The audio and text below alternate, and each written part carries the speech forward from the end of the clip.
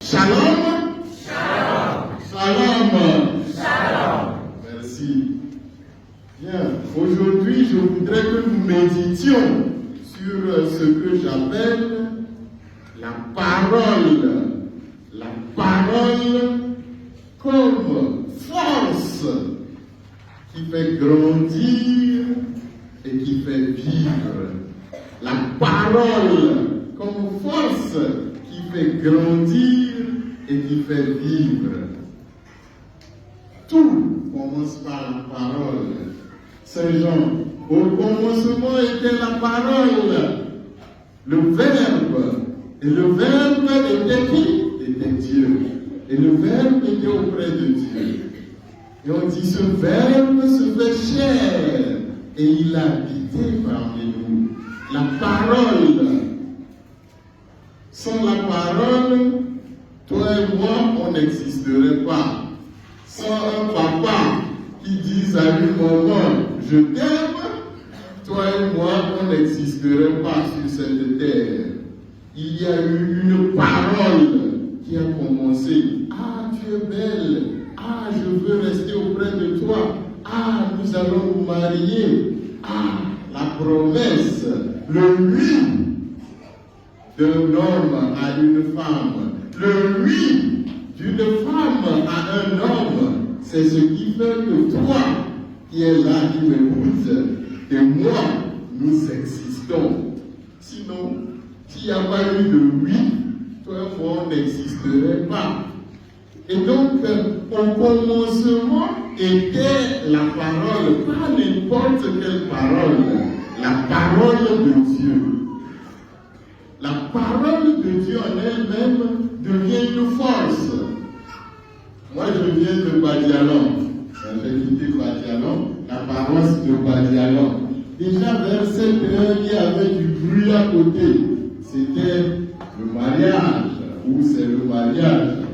Comme vous le savez bien, on dit le dimanche à Bamako, c'est le jour du mariage. C'est ça, non? Voilà. Moi, je n'ai jamais été invité par des musulmans, des amis musulmans pour le mariage. Mais j'attends. Je les attends qu'ils m'invitent. Parce que moi, j'aime ça. J'adore les fêtes. Donc, qu'est-ce qui se passe? Je sens que c'est le mariage qui se passe à côté. Et on entend la voix dans le micro d'une personne en train de chanter, pas seulement de chanter, mais de chanter des paroles.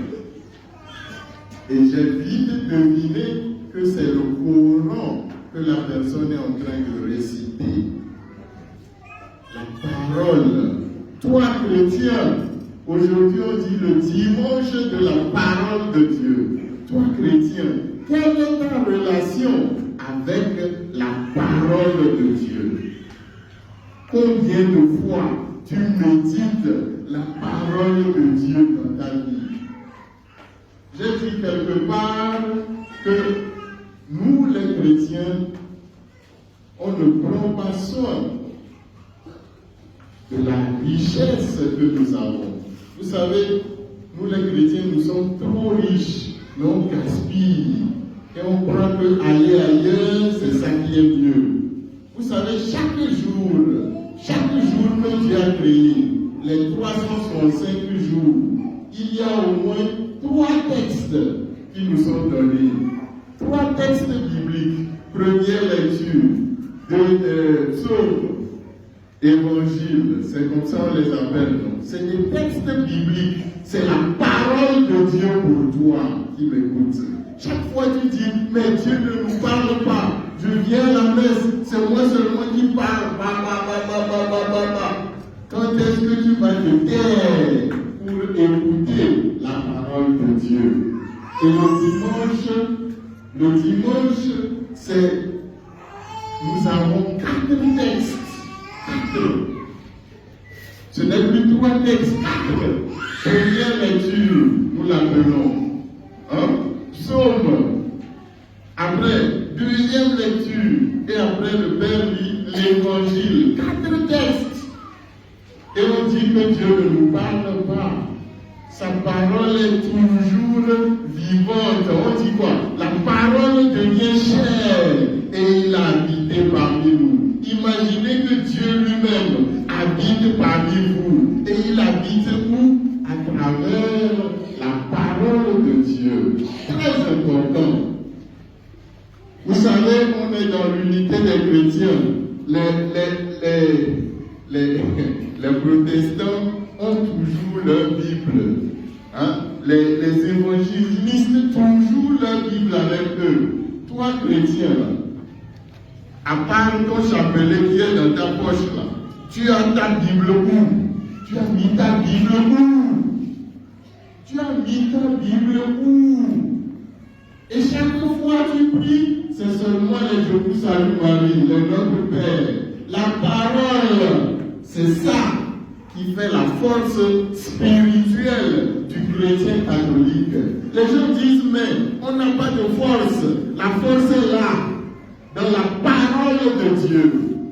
Toujours dans la Bible, la force est là. Vous savez, quand on veut prononcer des paroles de malédiction, prononcer des paroles de bénédiction sur les gens, c'est la parole de Dieu. On prend. C'est la parole.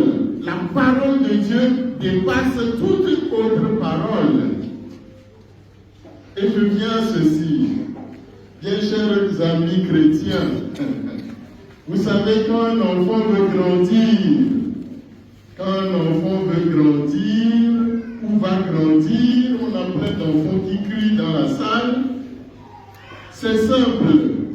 Quand l'enfant grandit, pour qu'il grandisse bien, il faut que les parents lui disent, oh tu es mignon, oh tu es beau, oh tu es belle, oh nous te voulons dans notre famille, faire les bisous, les câlins, tout ça. C'est ça qui fait grandir l'enfant. C'est pas seulement miam miam miam miam miam. Non. Ce qui fait plus grandir un enfant plus intelligent que d'autres, c'est simplement parce que certains enfants ont entendu la parole d'amour de leurs parents. Ce qui fait qu'il y a des enfants plus intelligents que d'autres, parce que Dieu a donné l'intelligence à tout le monde. Tout le monde. Mais le problème, c'est quoi? Certains enfants ont entendu toute leur vie. Tu es stupide, tu es con, oh, je vais te taper la tête, tu es bandit. Tout ça, ça n'aide pas. Les paroles de malédiction n'aident pas l'enfant. Les paroles de bénédiction, d'encouragement, de félicitations, c'est ça qui fait grandir. Et la parole de Dieu n'est que ça. La parole de Dieu raconte simplement comment Dieu encourage tous les peuples, que ce soit le peuple d'ici, de Gamakoro, et les peuples d'ailleurs, tout peuple a grandi. On dit la parole de Dieu n'est qu'amour pour toi et pour moi. Vous voyez, quand Jonas, avec toute sa colère, traverse Ninive, la ville de Ninive, il va et se repose quelque part. Il dit aux gens, mais convertissez-vous, ça va être détruit. Il prononce la parole de Dieu aux gens. Et Dieu, les gens changent leur cœur. Et Dieu laisse sa colère entre griffes. Il fait miséricorde à ce peuple de Ninive. Qu'est-ce qui se passe? Jonas est fâché. Il est fâché pourquoi? Parce que Dieu a pardonné les gens de Ninive. Voilà, la parole de Dieu, elle est miséricorde. La parole de Dieu n'est qu'amour. La parole de Dieu n'est que réconfortante. La parole de Dieu pour toi, c'est pas pour te détruire, mais pour te construire. Tu ne sauras, tu ne deviendras un chrétien mature seulement que si tu médites la parole de Dieu. Quand tu laisses passer ça là, c'est fini. Tu ne seras ni mature, ni vis protégé spirituellement, tu seras 0, 0, 0, 0. C'est ce que j'appelle les chrétiens du dimanche. Ils n'entendent la parole de Dieu que quand le prêtre est là. Il ne faut pas être des chrétiens du dimanche. Des chrétiens, vous voyez les sachets là. Quand on laisse un sachet noir, le vent prend là, ça prend seulement et ça part. C'est ça, il ne faut pas être un chrétien plastique. Un chrétien plastique, on n'en veut plus. Repose-toi sur la parole de Dieu. Chaque jour, dans ton portable même, il y a plein d'applications qui donnent la parole de Dieu. Que cette parole-là te nourrisse chaque jour. Qu'est-ce que tu fais? Tu prends simplement le texte, tu lis tout le texte. Tu prends une pause, tu relis encore. Parce qu'une lecture, ça ne suffit pas. Tu relis encore. Et tu trouves qu'est-ce que Dieu est en train de dire à ton cœur, ce qui t'a touché là. Quel mot, quelle parole t'a touché. Ça devient ta vitamine pour toute la journée. Voilà la force de la parole. Sans ça, tu seras le chrétien qui viendra toujours ici à implorer Dieu. Oh, fais-moi ceci. Oh, fais-moi cela. Quand est-ce que toi, tu vas faire ce que Dieu dit dans sa parole? Voilà, chers amis, je voudrais finir par ceci. Il y a eu une expérience vraie. L'expérience de deux plantes. On a mis une plante, voilà, comme ceci, et on met une autre plante ici. Même chose, de petites plantes.